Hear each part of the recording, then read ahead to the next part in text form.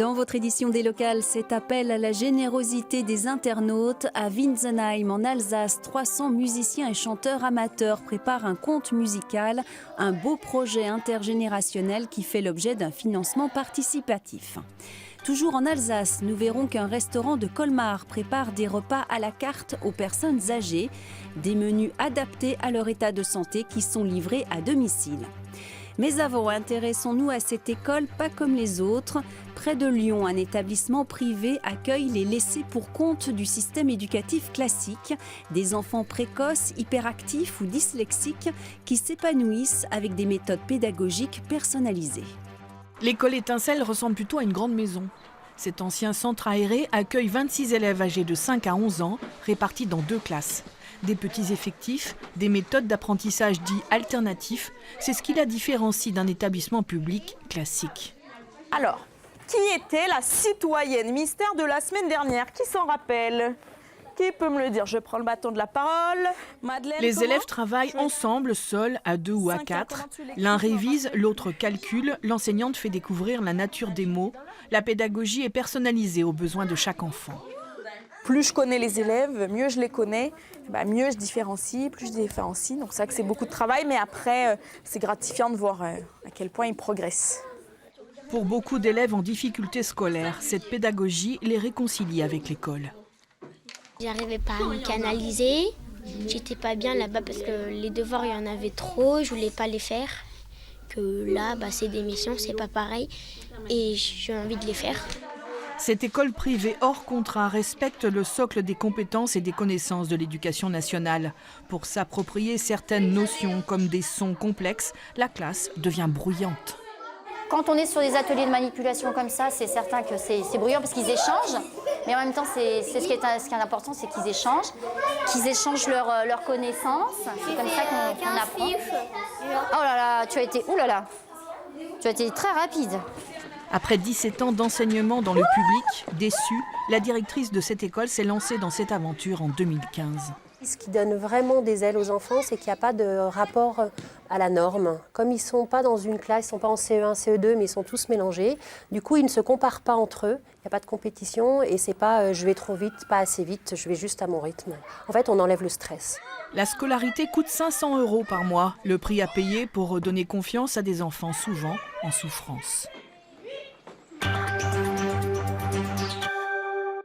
À Colmar, un restaurant propose des repas à la carte aux personnes dépendantes en collaboration avec un organisme d'aide à domicile.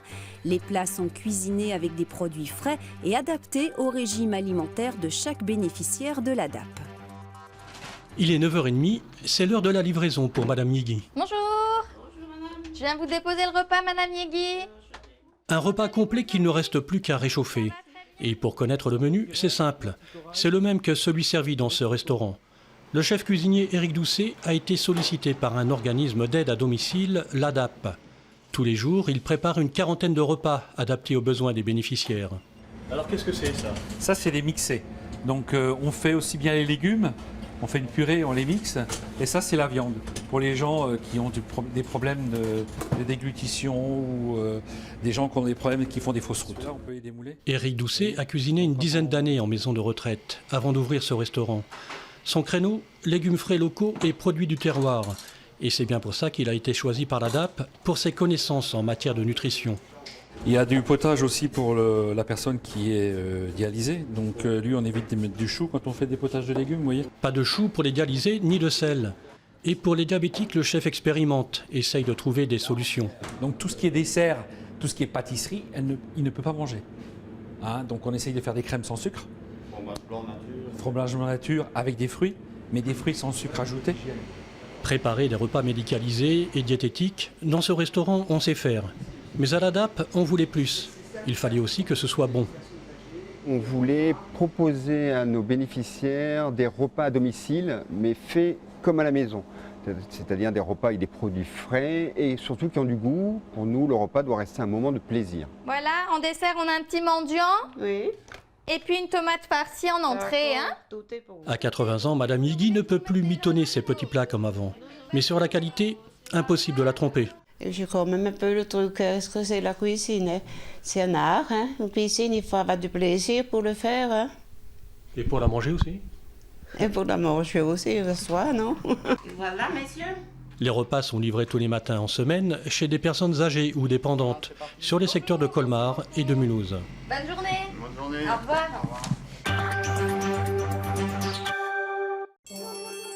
On referme cette édition avec ce conte musical porté par l'école de musique et de chant de Winsenheim. 300 chanteurs et musiciens amateurs travaillent sur ce spectacle prévu fin juin au château du Hollandsbourg.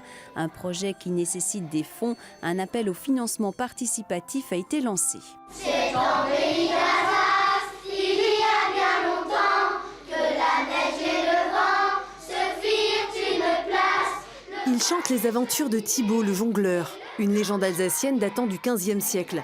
Tous ces enfants scolarisés à Winsenheim font leurs premiers pas en musique. Les confirmés, eux, chantent avec les musiciens. En tout, près de 300 personnes issues de l'école de musique, de l'harmonie et de l'école élémentaire de la commune. Tous unis pour ce spectacle imaginé par Mathieu Ritz. Et ça permet vraiment de créer des liens intergénérationnels parce qu'il va y avoir des petits de 3 ans et donc dans l'orchestre on a même des retraités. Un projet ambitieux de 15 000 €. Parce que leur conte musical, ils aimeraient le produire au château du Hollandsbourg, tout proche. Pour obtenir des fonds, il y a bien quelques subventions mais aussi un financement participatif. Un projet risqué donc, mais ils y croient. On est parti sur 3 000 € pour le financement participatif. Et voilà, de toute façon, on démarche des entreprises, des particuliers, on y arrivera forcément. C'est un projet vraiment, je pense qu'il peut attirer beaucoup de monde. Thibaut était jongleur, musicien ou conteur.